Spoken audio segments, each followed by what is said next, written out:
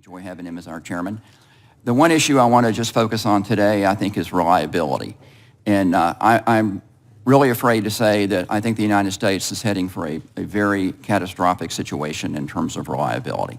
Hope it doesn't happen, but I think we're heading for potentially catastrophic consequences. And the core of the problem is actually very simple.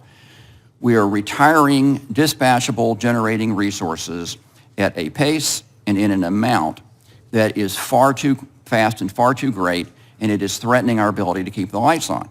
Now, the problem is not the addition of wind and solar and other renewable resources. The problem is the subtraction of dispatchable resources such as coal and gas. And of course, Mr. Chairman, as you know, when a dispatchable coal unit is prematurely retired in West Virginia, it's still in rate base and consumers still have to pay for it if it's prematurely retired.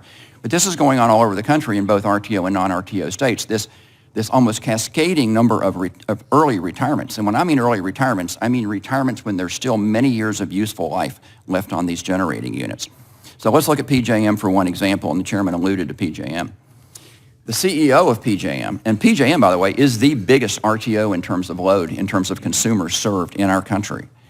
So the CEO of PJM announced just a few weeks ago that PJM is projecting that they're going to lose 40 gigawatts of generating resources, 90% of which is dispatchable, coal and gas primarily.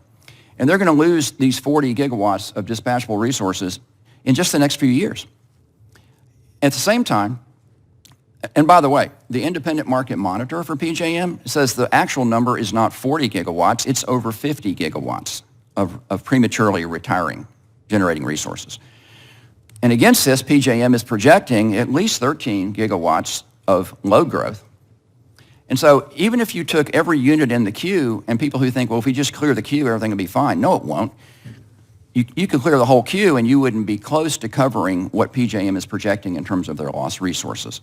And as we all know, and this is a hard fact, as the chairman alluded to it, the fact is most of the units that are in the PJM queue, almost 90% plus, are either wind or solar.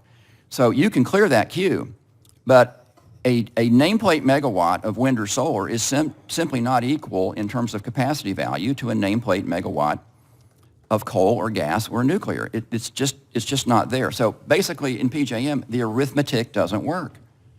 The arithmetic doesn't work, and we're going to end up with more situations like we had last Christmas during Winter Storm Elliott, when PJM came that close to having rotating outages. Now, the largest part of the problem in PJM, again, was the gas units. A lot of the independent gas units didn't show up.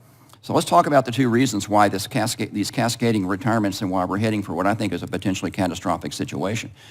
First, yes, market design is a problem. In the RTOs, particularly those with capacity markets like the eastern RTOs, market design is a big reason that we're seeing a lack of resources showing up and resources prematurely retiring. You know, these markets, and they're called markets, they're not markets. They're administrative constructs. They always have been. They're called markets. They have some market characteristics, but they're not true markets.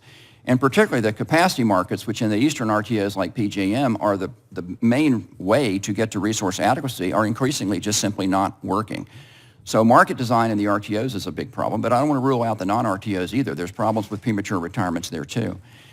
The second reason particularly is we are not building a transportation capacity for gas units. Gas units increasingly are the ones that we're being called upon to be the balancing resources when coal retires prematurely. But if you can't get gas to the generating units, they can't run. And one of the big problems that we already know, and from Elliott and PJM, was a lot of the independent gas generators that didn't have firm supply didn't have any gas supply during the storm. So this problem is coming. It's coming quickly. The red lights are flashing, and I think as a member of FERC, it's important for us to tell you that we see these problems coming. They're real. And if we don't do something about them, I'm afraid that we're going to look at potentially catastrophic situations. And what we saw in Winter Storm Uri in Texas, I think, is a harbinger of what we're going to, because that was a supply problem, a supply default. And Winter Storm Elliott was the same way. Supply didn't show up when it needed to show up. And I think we're heading to more situations like that.